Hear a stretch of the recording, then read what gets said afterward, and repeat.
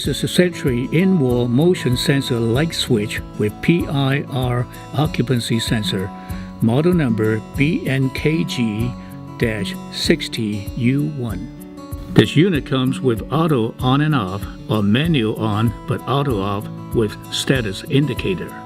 There is an adjustable time delay off setting at the right side of the unit from 5 seconds to 5 minutes. To install this device, turn off power as circuit breaker. Connect the timer wires to the building wires. First, connect the black wire, also known as the hot wire, to the building's hot wire. Second, connect the white wire, also known as the neutral wire, to the building's neutral wire.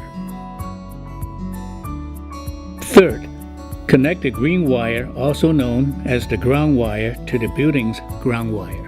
Last, connect the red wire, also known as the load wire, to the building's load wire. Slowly push all wires back into the box. Secure the device with 2 screws, then attach cover plate to the switch. For detailed information, please refer to the enclosed instructions.